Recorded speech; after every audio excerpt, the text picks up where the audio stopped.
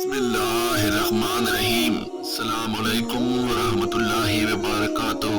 لگنے کے بعد نماز میں ثابت قدم رہنا۔ ہجرت کے 4 سال بعد مدینہ شہر میں مسلمان ابھی تک یہودی قبیلے بنو صغیر کی وجہ سے خطرے میں تھے، جنہوں نے نبی اکرم صلی اللہ علیہ وآلہ وسلم سے اپنا معاہدہ توڑ دیا۔ پھر برادری کو خبر ملی کہ نجد کے صحرا سے کچھ قبائل حملہ کرنے والے ہیں۔ چنانچہ پیغمبر اسلام صلی اللہ علیہ وآلہ وسلم نے 400 سے زیادہ مسلمانوں کو ان پر حملہ کرنے سے روکنے کے لیے کھڑا کیا۔ نجد پہنچ کر انہوں نے دیکھا کہ گھروں میں صرف عورتیں موجود ہیں، مردوں نے پہاڑیوں میں پناہ لی تھی۔ نجد قبائل میں سے کچھ نے دوبارہ منظم ہو کر اپنے آپ کو لڑائی کے لیے تیار کیا۔ عصر کا وقت آ گیا اور مسلمان 2 حصوں میں بٹ گئے، جیسا کہ نازل ہوا، اور ہر جماعت نے دوسرے کے بعد نماز ادا کی۔ دشمن نے مسلمانوں میں نظم و ضبط دیکھ کر بے چینی اور خوف محسوس کیا۔ انہوں نے حملہ نہیں کیا، چنانچہ مسلمان واپس مدینہ چلے گئے۔ رسول اللہ صلی اللہ علیہ وآلہ وسلم نے پوچھا، حضرات ہمارا گارڈ کون ہوگا؟ وہ آدمی فوراً اٹھے، عباد بن بشیر اور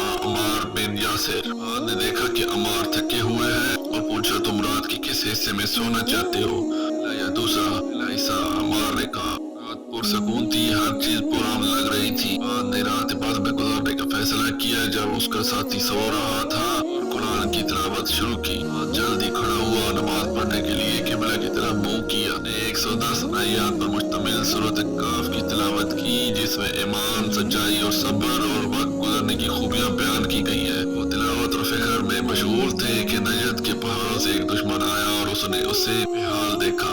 اس شخص نے اپنا کمان کھینچا اور عباد کی طرف تیر مارا۔ ان سے عباد نے تیر نکالا اور مراقبہ جاری رہا۔ دشمن نے دوسرا پھر تیسرا تیر مارا۔ عباد نے ایک ایک کر کے انہیں برابر نکالا اور تلاوت ختم کی۔ دوری اور تکلیف میں آخرکار سجدے میں اپنا دایاں ہاتھ بڑھایا، اپنے ساتھی عمار کو جگایا۔ عباد، جب پہلا تیر اب تک پہنچا تھا تو مجھے کیوں نہیں جگایا؟ کیا یاد کی تلاوت نے مجھے ایسے عجائبات سے بھر دیا کہ میں نے اسے مختصر کرنا ناگوار محسوس کیا۔ میں موت کو عین میں رکنے کی بجائے ترجیح دیتا۔ بعد اس دن نہیں مرے، وہ جنگ یمامہ میں شہید کے طور پر فوت ہوئے۔ اس نے اتنی سختی سے لڑا کہ اس کے زخموں نے اسے تقریباً پہچانا ہی نہیں تھا۔ وہ سچا مومن تھا۔